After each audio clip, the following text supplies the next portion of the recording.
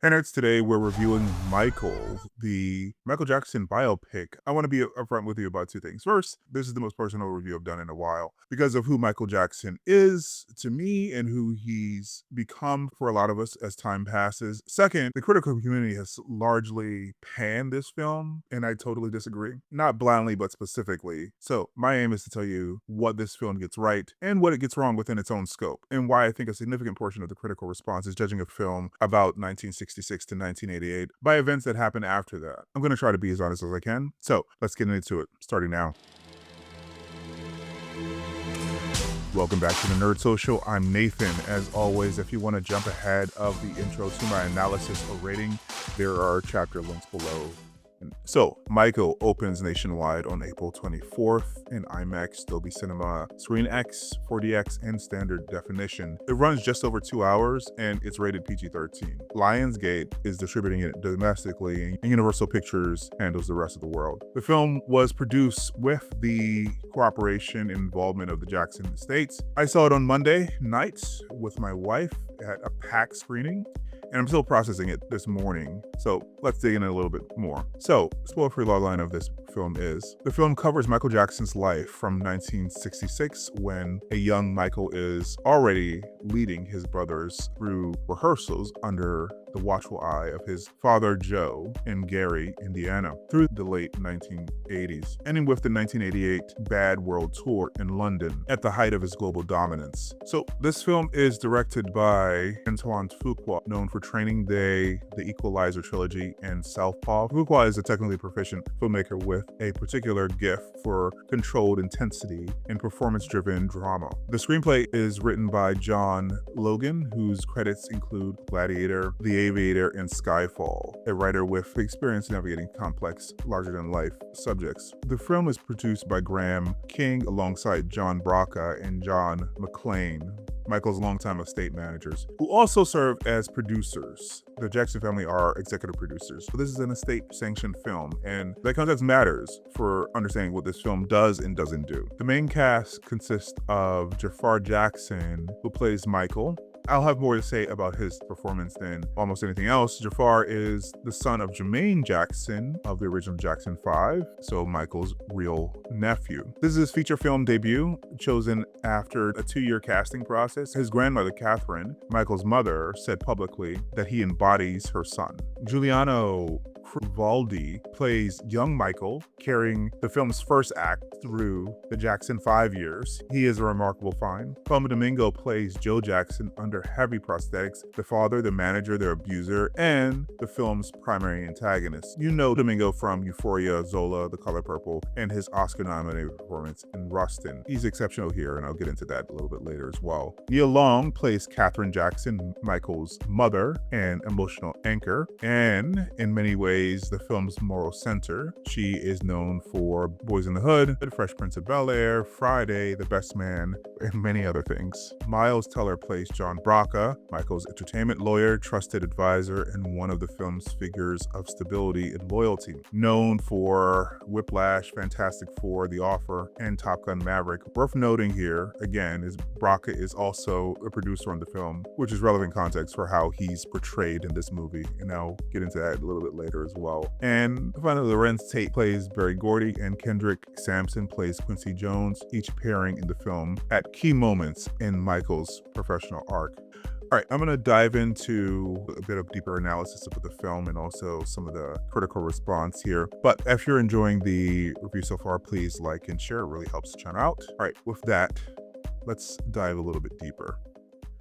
So let me start with the performance, because it demands to be addressed first. Jaafar Jackson is extraordinary. Here's what that means specifically. There are moments in the film, and not many, but several, where my brain generally paused and I thought I was seeing Michael Jackson again. Not because of CGI or technical manipulation, but because Jaafar has somehow internalized the physical vocabulary of his uncle to a degree that is difficult to explain. He's not mimicking him, and I think he's not trying to, but he has the speaking voice, the mannerisms, the specific specific quality of fragility and steel existing simultaneously in the same body. What singing he does himself in the quieter moments before they backtrack from Michael's original recordings for bigger performances is, I think, pretty good. And at the beginning of the film, Juliana Valdi as young Michael is also very good. He establishes the boy so convincingly that when Jaafar takes over, the continuity of the character, I think, is seamless. Colman Domingo as Joe Jackson is the film's other major performance achievement. Under prosthetics that render him nearly unrecognizable, Domingo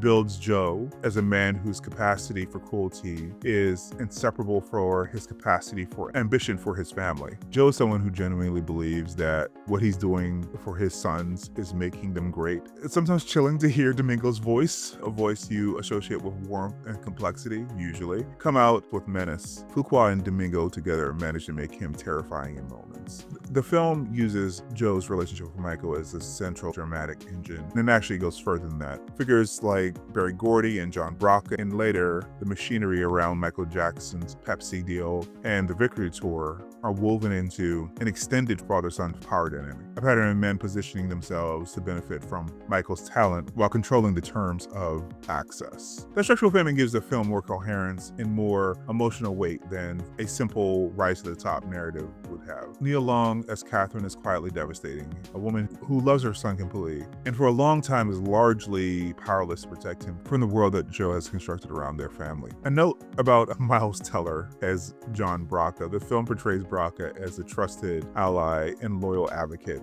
for Michael's interests. Brocka is, as I said, one of the film's producers, and the Jackson family's relationship with him has historically been complicated, with disputes over estate control. I think Paris is suing him right now. You can watch the performance and also the insertion and framing around him and form your own view, but I wanted to make that context known because it's relevant. So now the question I want to address directly, because I think it would be dishonest not to, are the allegations. The film ends in 1988. The first allegation surfaced in 1993. The film was reportedly re-edited after an earlier version that addressed them, which was almost 4 hours long, reportedly due to a clause in a settlement preventing any film from depicting one of the victims. The prayer section called an earlier draft of the script coded. John Jackson declined to be associated or appear in the film at all. I've been thinking about how to rate this film since I left the theater on Monday. I talked about it with my wife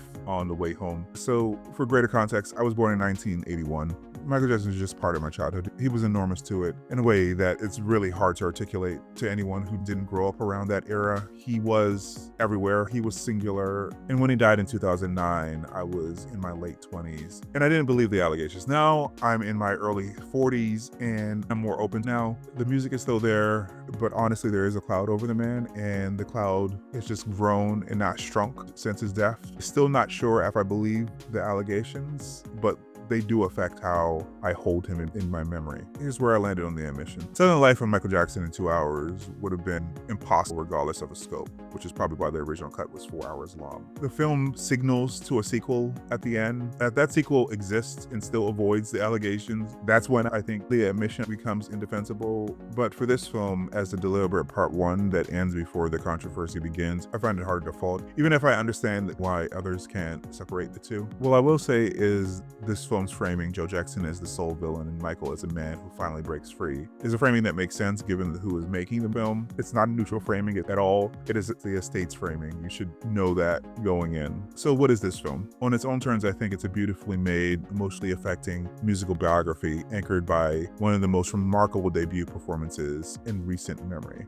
The concert scenes are shot beautifully, and even as a long-term fan of Michael, I learned new things about his life. It's also in places a simplified version of his life, and there's one simplification worth naming specifically. Janet Jackson, as I mentioned, isn't in this film as a character. Rebe Jackson or Randy Jackson isn't in it either. All are absent from the film entirely. Janet declined involvement. She, as I said, is reportedly close to Paris, who has issues with John Brock and the estate, though she apparently has expressed support for Jaafar Jackson's performance specifically. The others were presumably cut to streamline the narrative around Michael. I think there's probably probably an understandable production decision given how many Jackson children there are, but I think it has consequences the film doesn't fully reckon with. By omitting Randy and Janet from the narrative, both younger than Michael, the film exaggerates his isolation. Michael was not the youngest child in the Jackson family, so whatever scenes in this movie implying otherwise are doing so through narrative compression, not facts. He was the youngest in the Jackson 5, and there could have been room to show his isolation as a famous person of that group, but there was actually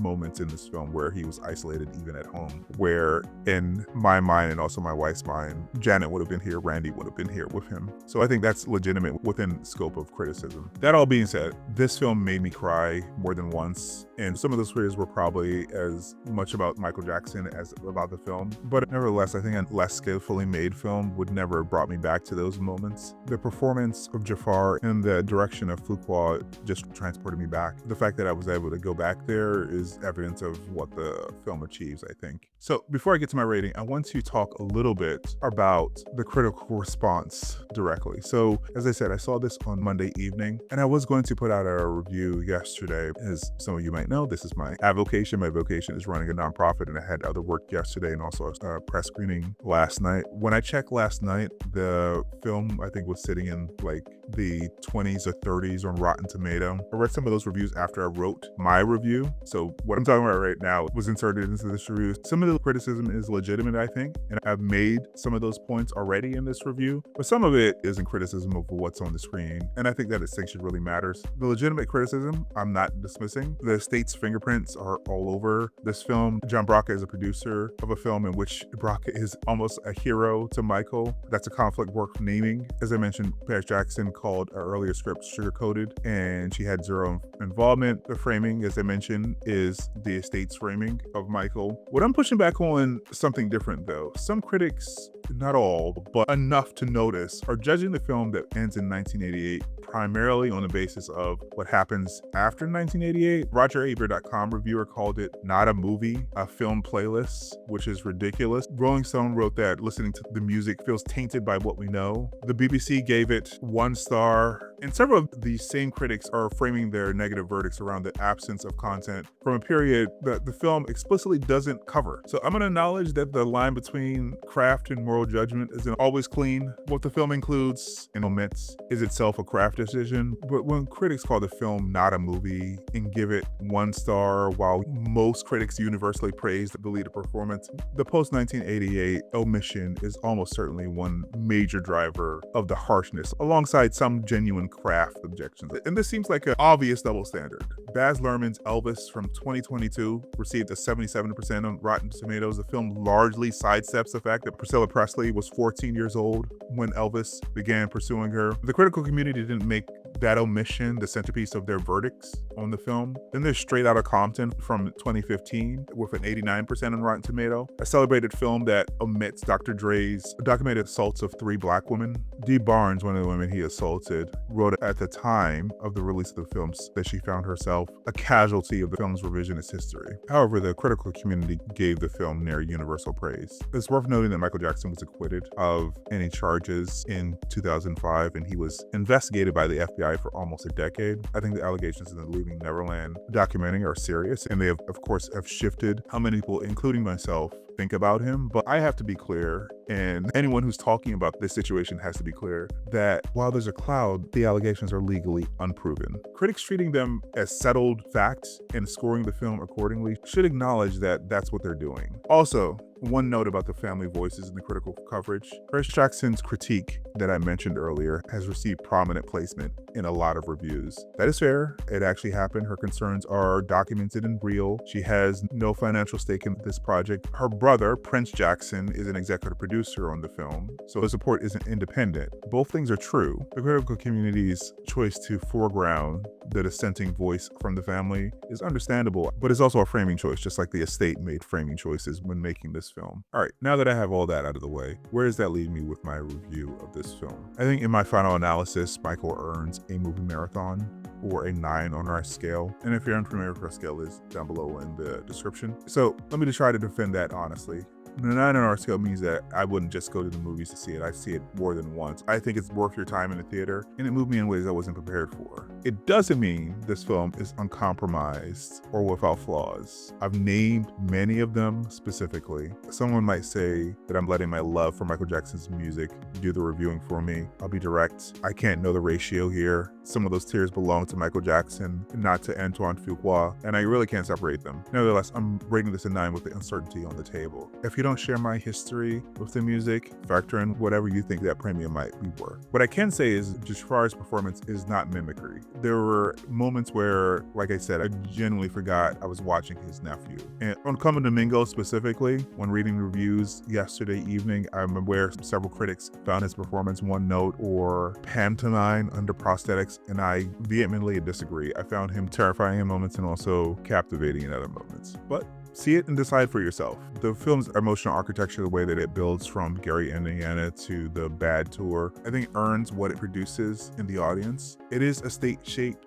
nostalgia machine, and for what it's worth, I don't think estate-shaped nostalgia machines do that consistently. The father and son dynamic is structured as a tragedy and a triumph. Joe's ambition and Michael's talent are presented as inseparable from the damage they cause each other. One final note of criticism, and also why this was on the bubble for me as a 9 instead of a strong 9. I saw this in an IMAX on Monday, and I think you should probably see this on as large a screen as you can, but the framing felt a bit off in places. There are moments where the cropping is a little awkward, cutting off the tops of heads during some sequences. This usually doesn't happen in the concert sequences. I don't think this was actually shot in IMAX, so they had to do some cropping. But the experience didn't match what IMAX should deliver for a film built around some of the most iconic performances in pop history. So I still see it on the largest screen you can find. Just know that it might not be a native IMAX experience. Have you seen Michael yet? I'm gonna try dropping this review on Wednesday, and I think there are going to be some fan screenings today. I wanna know where you guys land.